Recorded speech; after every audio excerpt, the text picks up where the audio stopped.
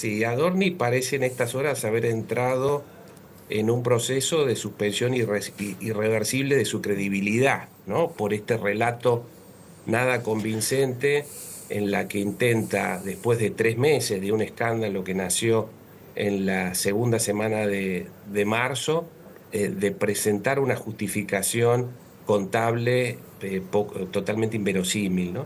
Y efectivamente, el caso Adorni lo que hace es opacar los temas de los que tendríamos que estar hablando hoy, ¿no? Hoy la tapa de los diarios, las homes de los sitios periodísticos tendrían que haber estado encabezado por la caída del riesgo país a su menor nivel en 8 años. Por otro lado, por la caída de la inflación, que desde septiembre del año pasado no aflojaba, que había arrojado un preocupante número de 3,4 en marzo, ¿no? Y que ahora cae a la línea de los 2 puntos y con posibilidades de perforarlo y de cambiar la inercia.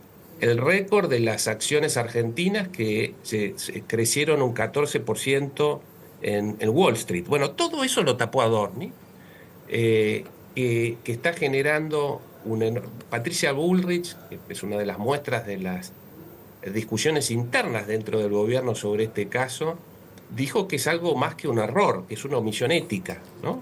Pero viejos lobos de la política dicen, no, no, es algo, citando a Talleyrand, ese gran diplomático, símbolo del pragmatismo francés, es algo peor que un crimen, es un error, ¿no? Concebido desde la política, y además un error autoinfligido, sin ninguna necesidad, y con muchísimo tiempo para buscar algún tipo de construcción más creíble o dar un paso al costado, ¿no? Y hace esa presentación a horas del inicio del Mundial, buscando el efecto anestésico que tiene el Mundial de Fútbol sobre el interés de los ciudadanos en las noticias políticas, pero que evidencia más la aparente maniobra, ¿no? de intentar de esquivar, que se suma a la adhesión al régimen de inocencia fiscal de Adorni y su esposa, en un momento que el Ministerio de Economía intentaba transformar a esa herramienta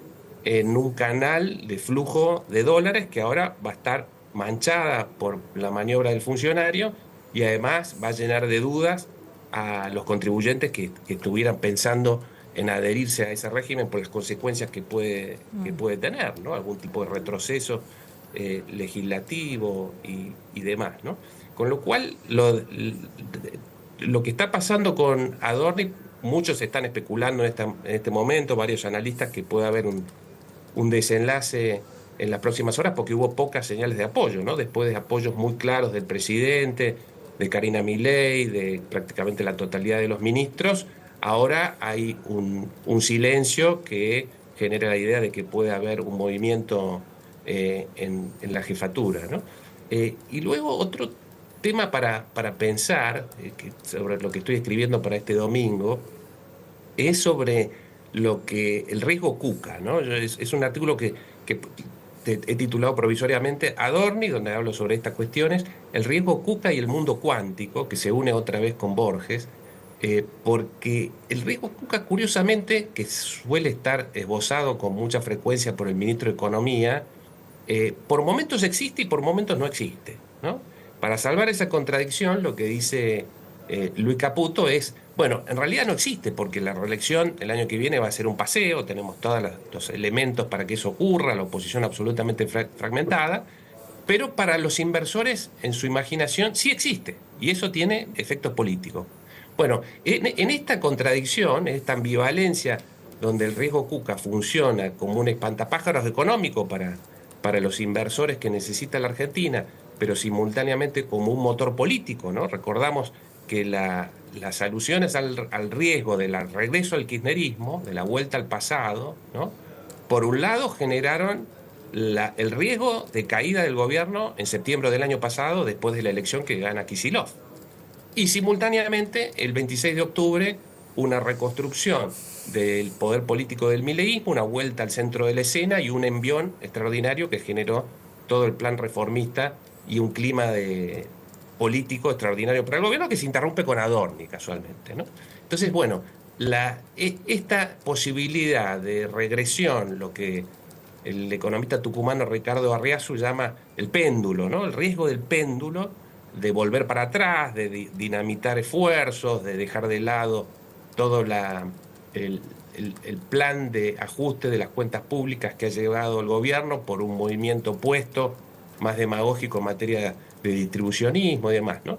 Pero otra reflexión es si hay un riesgo M, ¿no? Si hay un riesgo del propio mileísmo, ya que todo este discurso contra el populismo es concebido solamente en su fase económica, ¿no? Por excesos en la distribución de recursos públicos y finalmente por el sacrificio del futuro en el altar del presente, pero desconoce la otra faceta del populismo, que es la institucional, ¿no?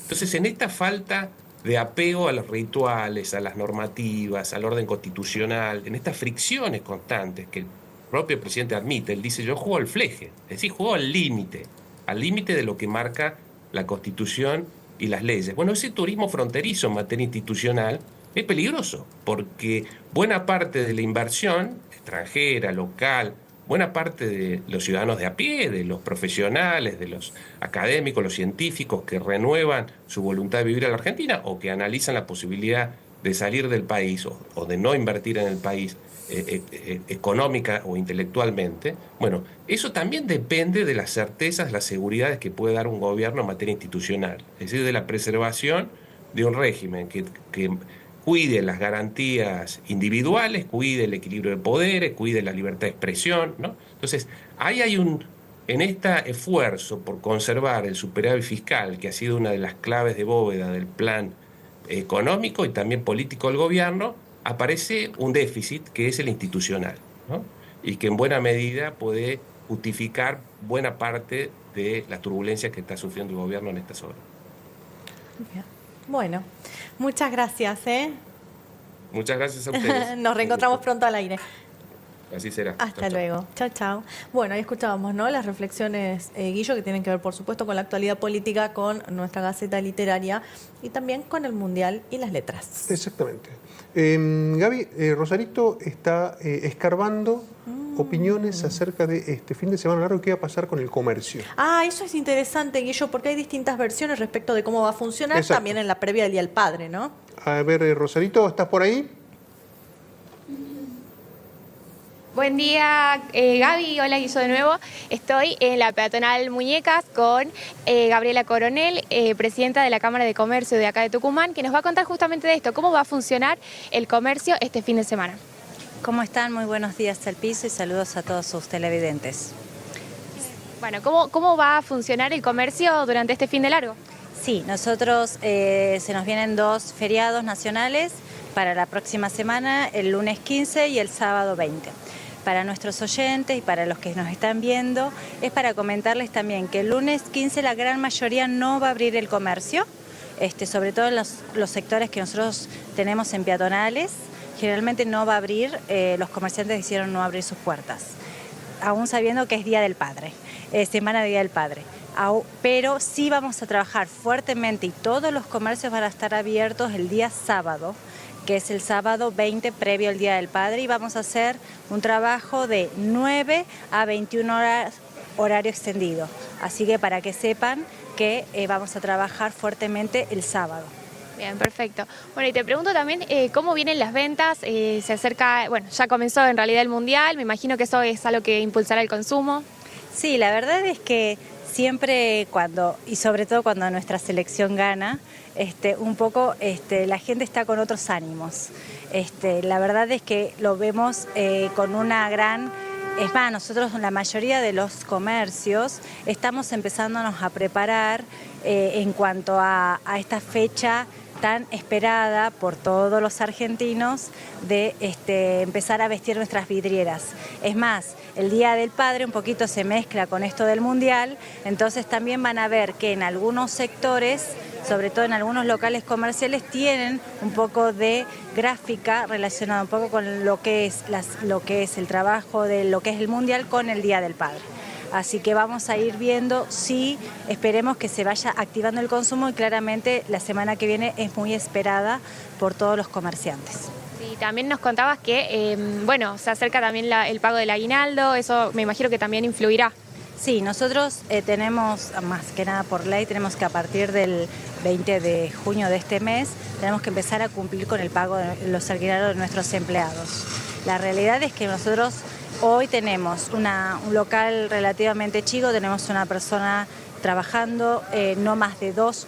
Inclusive si hay 3 personas trabajando, 4 en un local comercial es muy bueno, pero también lleva a tener muchos más costos operativos que la empresa hoy está cada vez más con una situación más negativa de poder afrontarlos, por una cuestión de que las bajas ventas se repercuten en la calle y también ustedes van a ver que hay muchos locales comerciales que están cerrando sus puertas. Justamente te iba a preguntar cuáles son los rubros que están más afectados y cuántos locales han cerrado en este último tiempo. Lamentablemente estamos hablando de más de 500 comercios que han cerrado sus puertas en estos últimos casi prácticamente 6 meses. Y sobre todo los rubros estamos hablando de todo